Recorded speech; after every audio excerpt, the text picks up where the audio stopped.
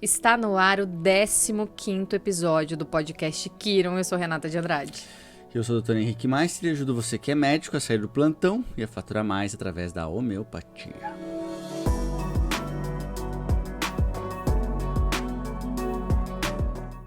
Eu adorei o assunto de hoje, que é homeopatia e método Kiron no tratamento de crianças e animais. Eu já tenho várias dúvidas já. Eu sei. Eu achei que você ia falar que eu já tenho várias crianças e vários animais. Não tenho. Nem crianças e animais. Animais, você tem um animal? Eu sou tia de animal, então Tia de eu tenho animal. alguns animais. Entendi. E crianças ao meu redor tem várias. Várias. Mas minha mesmo não tem. Ainda não. Eu sei, Henrique, que você sempre começa contextualizando o que é Isso. homeopatia, o que é método E Kiron. hoje a gente combinou que é você que vai Eu vou me contextualizar, arriscar. porque você já tá careca de saber. Eu cansei de falar, então você fala. Eu não sei, vou arriscar. 15º episódio. Se você não souber isso no 15º episódio, Eu vou nós vamos ter que te demitir. Eu vou arriscar dizer que todo método Kiron é homeopatia, mas nem toda homeopatia é método Kiron. Muito bom. É isso. Certo? É isso, o método Kiron é uma homeopatia 2.0 agilizada, com atalhos. É isso. Pronto. É isso que você tem que guardar na sua cabeça. Isso, é tipo, você quer começar com a homeopatia, mas não quer algo muito longo, quer sentir um gostinho, mas já estando apto a fazer tudo que ela te oferece da melhor maneira possível, o método Kiron talvez seja um bom começo. Por que você resolveu trazer em um episódio crianças e animais? Qual a relação entre eles no O tratamento que você acha com que é a relação homeopatia? de crianças e animais? Qual que é o que tem de igual? Hoje é pra eu falar. Hoje o episódio Hoje eu vou entrevistar. Eu fico pensando muito animais e crianças. Criança não vai falar o que ela tá sentindo, tanto quanto o Quando você leva animal o não vai bebê e leva o demonstrar. cachorro no veterinário, bebê no pediatra, certa idade é parecido, né? Então são públicos que têm características semelhantes, obviamente, né? Tem um universo de distância, né? Mas dentro da homeopatia são coisas que a gente pode fazer uma analogia. No sentido de que essa é a primeira, né? São pacientes que não vão te expor aquela questão toda da temática e tal. Não tem. O animal não vai te falar a temática da vida dele e a criança em certa idade também não. Então, geralmente, na própria pós-graduação de homeopatia, a gente tende a estudar muitas vezes junto com os veterinários e acompanhar os ambulatórios da veterinária também. Porque a gente aprende muito, porque são características e a maneira que você toma o caso é muito peculiar e é legal de aprender com eles também. E como que se diferencia o tratamento aí com alopatia e Bom, primeira base de tudo, né? Que na homeopatia, seja ela de animal, de criança, de adulto, de qualquer coisa, tratamos o todo e não a parte. Então é uma medicina voltada à totalidade, né? No intuito de agir sobre aquela energia vital que a gente fala. Quem não sabe o que é isso, acesse os primeiros episódios, a gente falou bastante disso. Mas é como se existisse, não. É a energia que nos auto-organiza, né? E dentro da homeopatia a gente tenta agir sobre ela. Então mesmo que eu queira tratar uma doença específica, eu não consigo porque a medicação vai agir na totalidade. Então ela vai agir sobre sintomas físicos, mentais e emocionais de uma maneira única. E essa é a grande diferença também para as crianças e para os animais. Existe uma diferença na homeopatia, no tratamento de crianças e animais, em dose, em repetição, em potência ou não?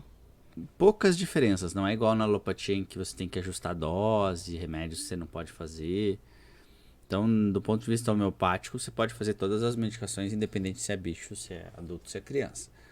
Existem algumas indicações ou alguns ajustes, aí vai de homeopata para homeopata, em relação a potências que talvez seja melhor começar com crianças muito pequenininhas, como elas não te dão essa abertura do sintoma, então você não consegue determinar muito bem qual é a lesionalidade que a gente chama, porque ela não te fala. Então, na dúvida, você começa com uma potência muito baixa para não correr o risco de fazer uma agravação que não é efeito colateral, é uma exacerbação muito intensa da doença. O que homeopaticamente não é ruim, mas pode incomodar. Então, crianças muito pequenas, bebês, a gente começa com uma potência mais baixa, mas não quer dizer dose, né? Dose e potência são coisas diferentes. A gente falou uma vez também, não lembro qual episódio, dessa questão da potência. A potência significa quão mais diluído e dinamizado esse remédio é. Então, teoricamente, quanto mais diluído e dinamizado, mais mais imaterial ele tá, digamos assim, mas energeticamente mais força ele tem. Então não é uma questão que você faz potência mais baixa na criança como se fosse dose mais baixa, não é.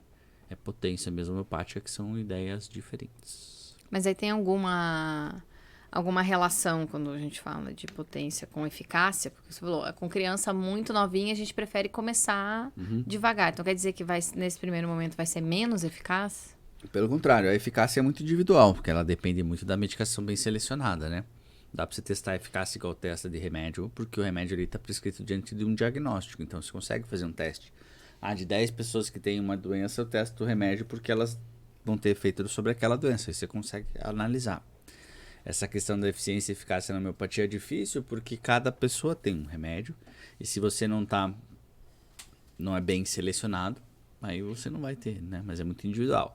O que acontece nas crianças e também nos animais é como se eles tivessem essa energia que controla eles mais viva. Eles têm uma vitalidade maior. Então é muito mais comum que a criança faça quadros febris de resfriado que o adulto. E o quadro de exacerbação, o quadro de febre, nada mais é do que uma demonstração dessa vitalidade. Então isso ao mesmo tempo é muito bom, ao mesmo tempo não, é muito bom para a homeopatia de qualquer maneira. Porque se a criança ou o animal for melhorar, ele te mostra isso de uma maneira muito mais clara e mais rápida. Às vezes o adulto está cheio de entraves e conflitos e não vai te falar porque acha que quer te agradar, ou não vai te falar porque não acredita, ou não vai... Também tem esse aspecto. A criança é pura. Ela vai falar, ela vai sentir, e ela ainda tem essa energia forte ainda. Quanto mais forte, quanto mais nova, mais forte ainda. Então, se você fizer um teste de medir a energia, né, fazer uma medição de aura, por exemplo, você vê que as das crianças são gigantes, assim.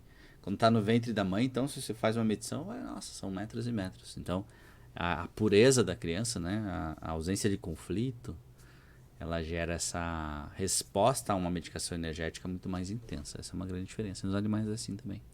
Mas daí, na consulta, você tem o entrave, o obstáculo de ter a mãe e o pai te dizendo o que acha que a criança está sentindo. Acho que até quando a criança já está falando e tal, você conta muito com as informações que os pais trazem. Porque imagine, tem uma fase da vida da criança em que a mãe e o filho são uma coisa só. Aí você escuta a mãe. Porque naquela fase a mãe, eles eram o pai uma não, coisa a mãe. só. A mãe, por ser... Pai não vale nada, né, nessa fase. Pai é fornecedor no máximo. Tem seu valor, mas aí mais pra frente. No começo não vale nada. Tem que ajudar, vai no mercado e tal. Até que fase tem... Não, veja, o que eu me refiro nesse aspecto deles são uma coisa só, obviamente é na gestação.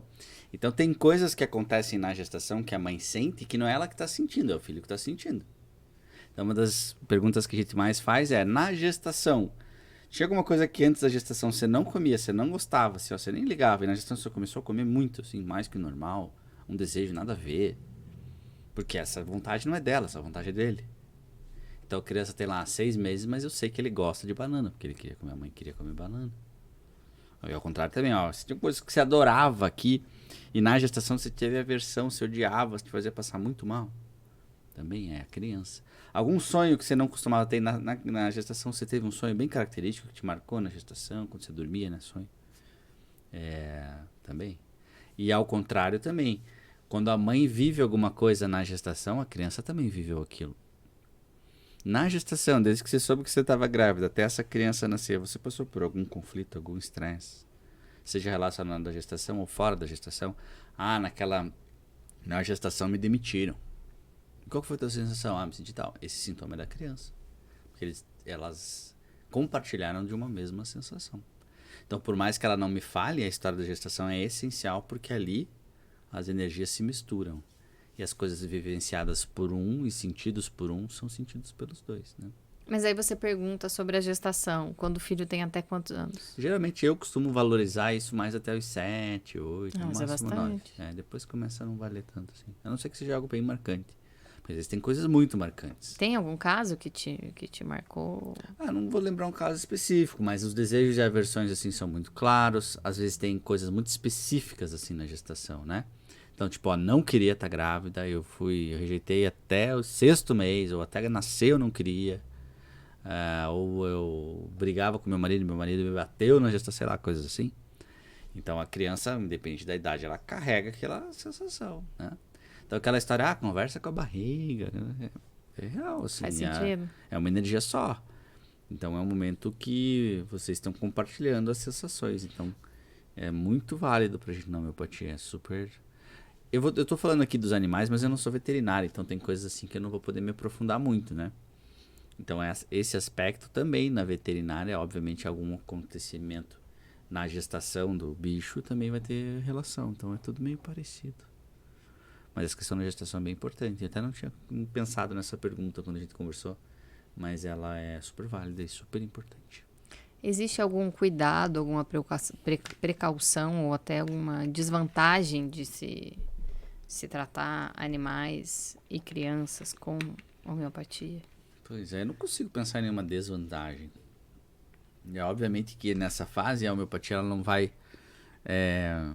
inibir ou não vai desencorajar todo o acompanhamento que é feito lá com o pediatra, puericultura, peso, vacina também, de maneira agora às vezes tem uma lenda, né, que o homeopata não gosta de vacina e tal. Eu acho que a gente tem que pensar racionalmente em relação às vacinas, é uma conduta minha, né? Talvez existam homeopatas que não gostem mais ou menos, ou são liberais em relação a tudo. Mas a princípio, a homeopatia não deve inibir que a mãe faça esse acompanhamento. Existem pediatras que são homeopatas também, que exercem as duas funções. A precaução, eu digo que essa das potências, eu acho que é prudente que nos bebês pequenos a gente comece com potências mais baixas, mas fora isso, não me vem nada à mente, não. E quais são as queixas mais comuns que as mães e pais chegam com as crianças? Gripe, febre. Começou a ir pra escola, cada mês tem uma sua queixa. Cada começo tem sua queixa. Comecinho, muito comecinho, tipo um mês. É a mãe que leva porque sempre usou homeopatia, o filho já usou e ela quer começar bem. Que pra nós é meio horrível, assim, porque não tem queixa. Mas tudo bem, a gente ajuda, mas é difícil, porque você não tem um foco, né? Mas ele não dorme, doutor, não dorme dá nem como tempo, um anjo. às vezes leva lá uma semana, assim. Ele chora muito? Não. Então, às vezes, quer, tipo, precaução. E não é uma lenda, assim, a homeopatia ajuda nessa questão de profilaxia, mas ela não é pra prevenir. Ela previne, ela ajuda, a energia vital tá mais equilibrada para prevenir, mas ela não é uma medicação para prevenir, até porque senão, se fosse, a gente estaria prevenindo doença, e nosso foco não é doença. Eu não quero prevenir doença, né?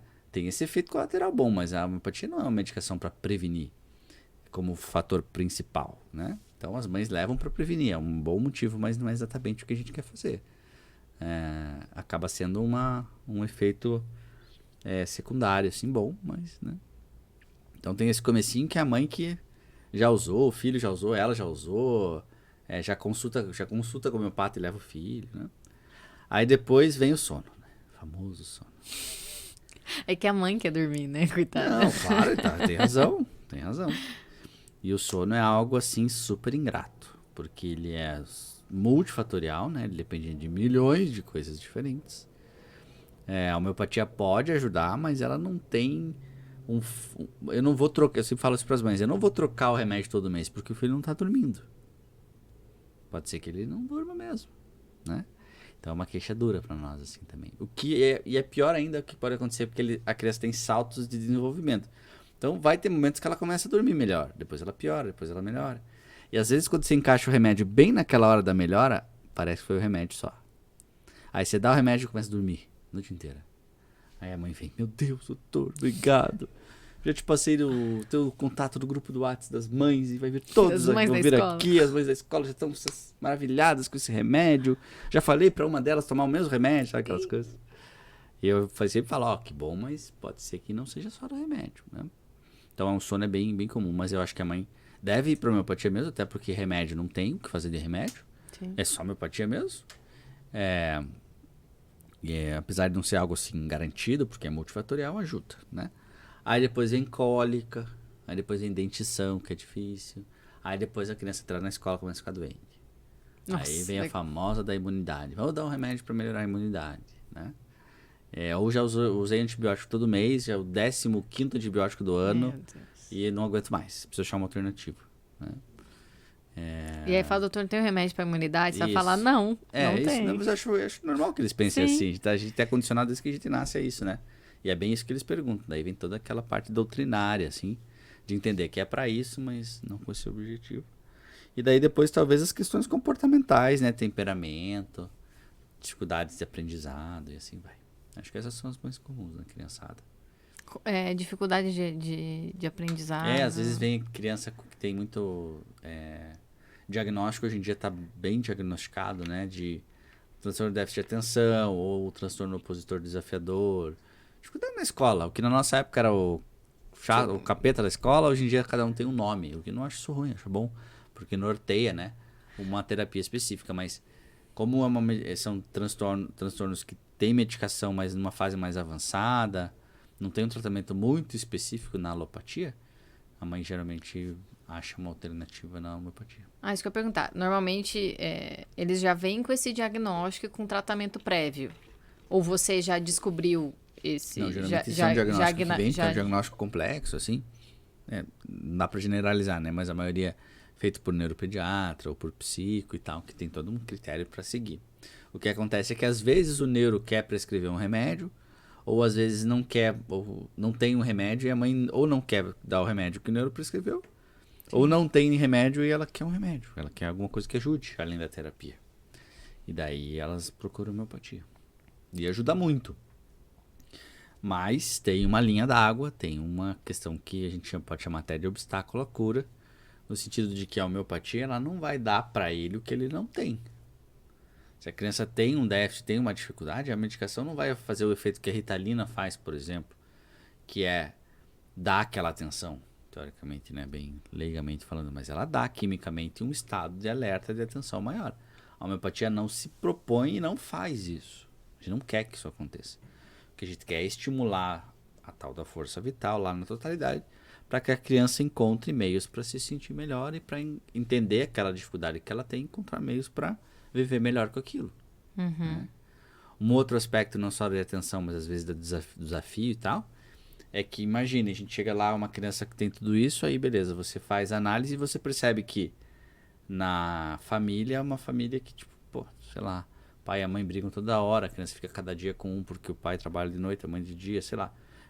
Questões na dinâmica familiar que são complexas e que vão dificultar a evolução da criança. Não vai ser um remédio que vai vir aqui e vai organizar a criança num ambiente totalmente desarmônico, caótico, cada hora uma regra.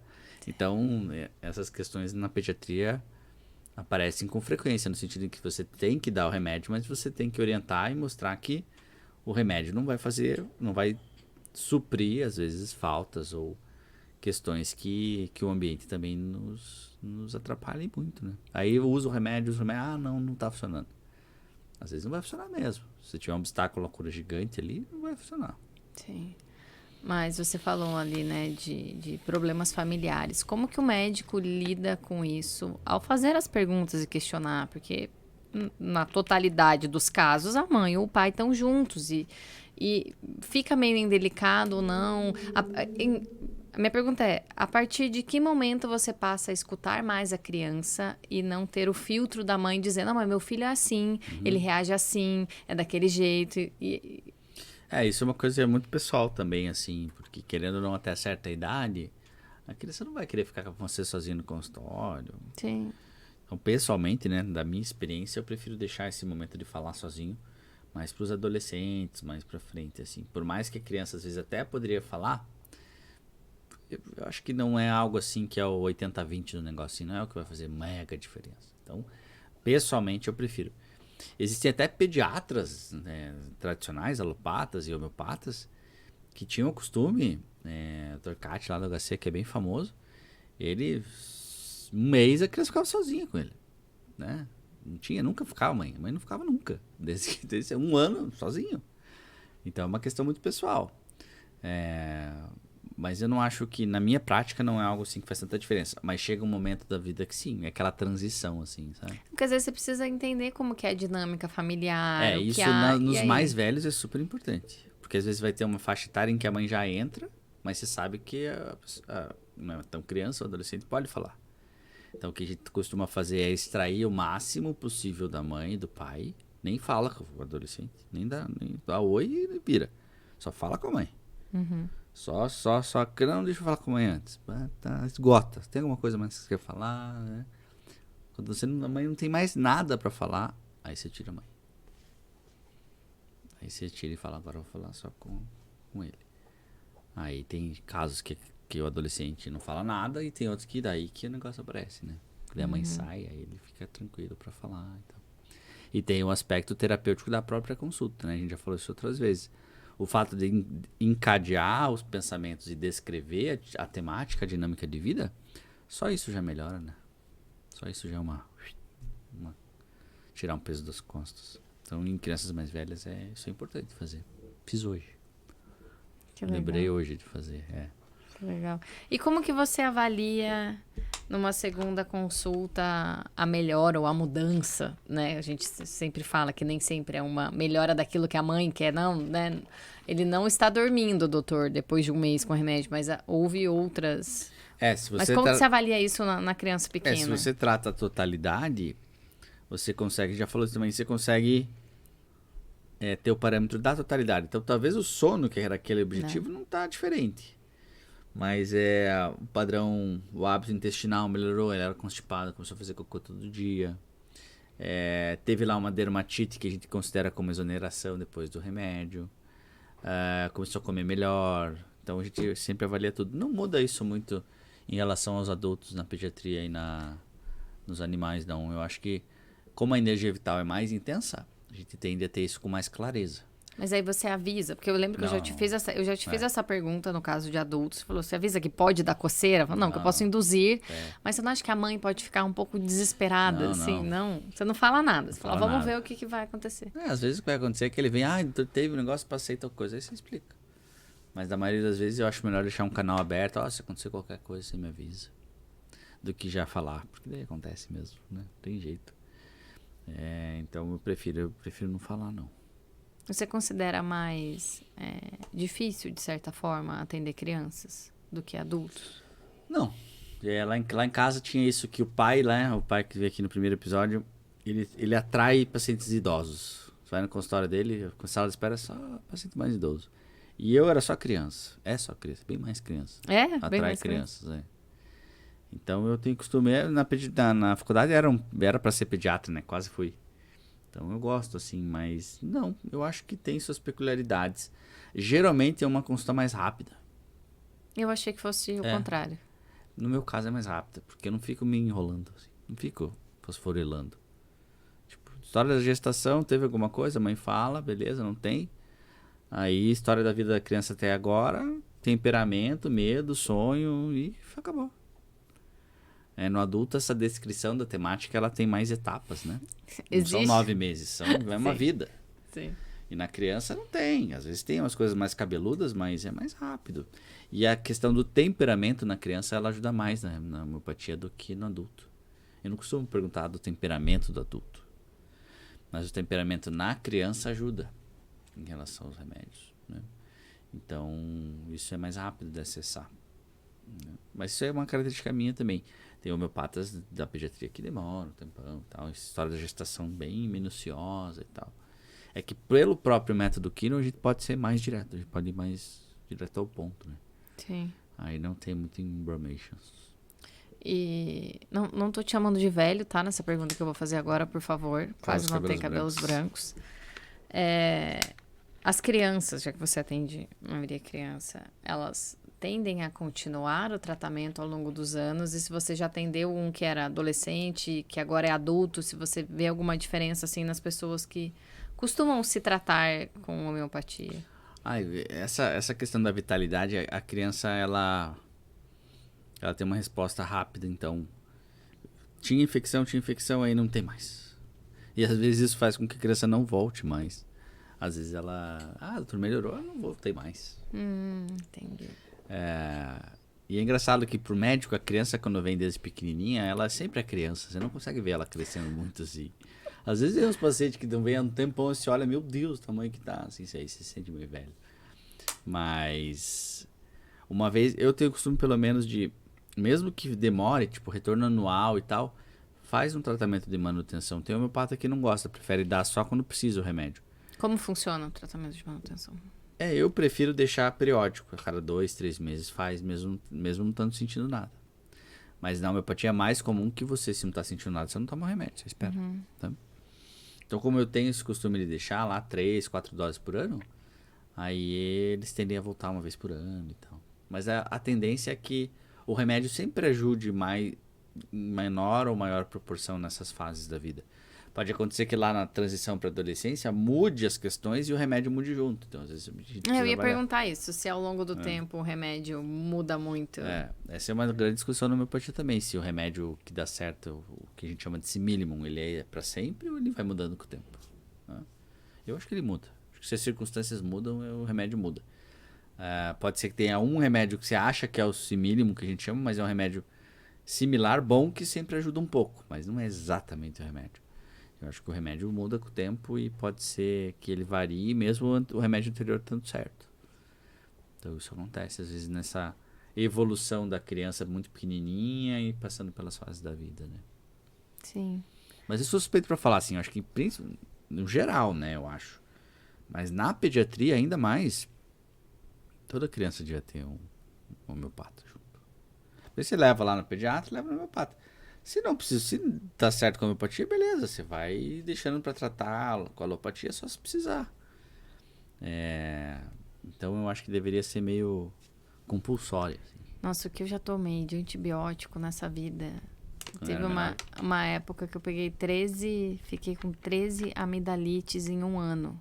Eu sarava e ficava doente. Antibiótico nenhum funcionava, eu tinha que tomar bezetacil na bunda. Nada resolvia mais.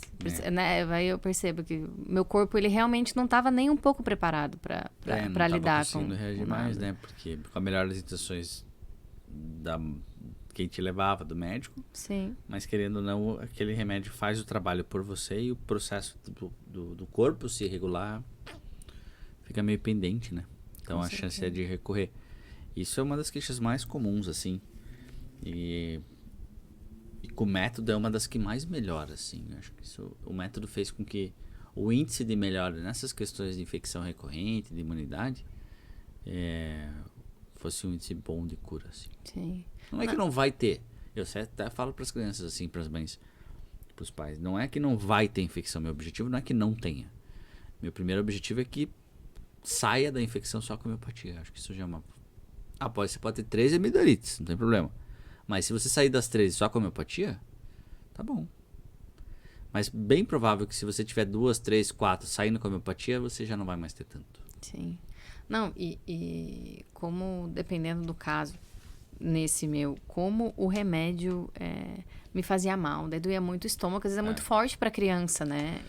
Acaba tendo um efeito colateral, não tem jeito, né? E eu sofri. Imagino. Eu só agora, hoje... Depoimento meu, estou aqui com a homeopatia linda e maravilhosa. Haveria de ser diferente, né? Não, eu tô tomando antibiótico. Vamos recapitular o nosso episódio? Já o nosso episódio de hoje. Tem mais alguma coisa que a gente não tocou no assunto? Acho que não. Se tiver alguma coisa aí que vocês É que quando você falou desse assunto, eu fiquei com muito receio de que fosse muito diferente o tratamento. De que fosse muito mais difícil captar todas as informações que você precisa. Não acho que seja, não. Mas se tiver alguém que achou que faltou, me avisa que a gente fala de novo, né? A gente fala de novo. Então começamos com uma brilhante descrição da diferença de homeopatia com o método Quino pela senhora Renata, jornalista e quase homeopata. Aí o que depois foi?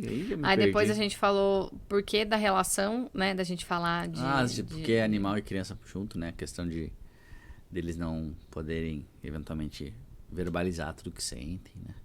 Diferença na prescrição. Você falou que não tem muito, mas as potências baixas em crianças muito pequenas. Eu acredito que isso também seja uma questão da veterinária, que também seja assim. Não há nada muito gritante que o médico tenha que se preocupar muito, diferente, mesma coisa quando está atendendo um adulto, não há nenhuma precaução muito diferente, nenhuma desvantagem. Não, não consegui lembrar nada, não. E que a homeopatia, método Quiro, pode acompanhar aí a vida da criança de diversas queixas de acordo com a fase da criança. Cada Então, queixa cada fase uma queixa específica, né, que pode ser sempre abordada. Algumas mais relacionadas a uma questão inerente à idade mesmo, que talvez o remédio não vá ter tanto impacto porque é algo natural. O sono é um exemplo, a cólica é um exemplo. Na criança, lembrar sempre essa questão do fator ambiental, o ambiente da criança, estimulando ela em comportamentos e tal. E obviamente que se esse estímulo for muito intenso, ou uma questão externa ambiental muito intensa, o remédio talvez tenha dificuldade de agir, porque afinal, né, aquele meio prejudica, né?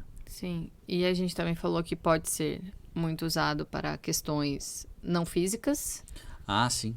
Sim. né? Questões... TDAH, autismo. Isso, as questões mais inerentes agora, mais de um tempo pra cá, né? Isso ficou mais em voga, né? TDAH, opositor desafiador, as questões de aprendizado, em que não tem um remédio muito específico, a não ser nos casos muito intensos em que o neuro tem alguma coisa para usar. Mas nesses tons de cinza, assim, de quadros talvez mais leves, ou menos evidentes, ou menos com diagnóstico menos estabelecido claramente, a homeopatia tem um papel importante, porque ela é o remédio que você tem para usar, né? Só uma pergunta, mas depois da conclusão, que eu fiquei pensando aqui agora, porque toda vez que eu... Depois da conclusão não pode mais fazer pergunta. Não, a última. Desculpa, gente, mas... Os médicos acho que vão se interessar por essa pergunta, porque eu sempre tive a sensação de que pediatra tinha que saber lidar com a urgência, né? Que pra mim tudo verdade, meu Deus, falamos do agudo, né? tudo é um desespero. Aham. As mães, os pais te procuram também Claro, eu peço para eles procurarem. A gente já falou de uma vez de agudo aqui, que a criança, por essa vitalidade muito intensa, ela sai do agudo com uma velocidade muito grande com a homeopatia, né? Uma das grandes mitos da homeopatia é que a homeopatia é legal, mas demora. Mas demora. Então, o agudo da pediatria, né? A febre, a amidalite, a laringite, ela é a prova da velocidade, assim. Então, é até bom, às vezes, a mãe ver acontecer, porque ela vê, nossa, antes ele ficava uma semana tomando antibiótico, agora com 2 dias ele tá bem, um dia ele já tá melhor, está comendo. Então, o tratamento do agudo nessa faixa etária do animal também, ele é bem legal de ver, assim, é bem transformador e é um campo, né, um meio de, como é que eu vou falar, mais uma área, uma questão que a homeopatia pode ajudar muito, muito, e facilita com que os pais tenham uma aderência maior, porque eles veem acontecer. Geralmente o que é normal é a mãe vir toda animada e o pai meio, vai fazer isso aí, não vai funcionar nada. Meio descrente. Às vezes não vem, ou às vezes a mãe vem e só fala, meu marido não acredita muito. E acho normal, já falamos aqui algumas vezes que é difícil acreditar que isso funciona mesmo, eu concordo. Mas funciona. Aí acontece um quadro agudo, aí o pai vem. Que remédio é esse aí que você tá dando? Porque a criança tomou e melhorou muito rápido. Aí ele sai e marca, acho que vou marcar uma consulta pra mim. Aí ele marca, aí você pega ele na temática e destrói ele no meio. Aí ele chora. Então, é legal essa transformação. Que bom. Bom. Viu só? Agora não tem mais pergunta. Agora acabou. Acabou certeza? Acabou certeza. Se alguém tiver mais alguma pergunta, que mande para Mande para @Renata André. Se você for jornalista e quiser aprender a ter uma vaga na TV, @Dr. Henrique Meister. Em todos os canais, Todos os canais, plataformas todos. e tudo mais. E por aqui, @Libélula _ digital _ e @Pacondê Podcasts. Show. Venha fazer um podcast com a gente. O Henrique vem também, a gente fica aqui. Vamos, a gente senta aqui em todos. Qual o ver. seu assunto, qual for, a gente tá apto. Então fechou, gente. Até o próximo episódio.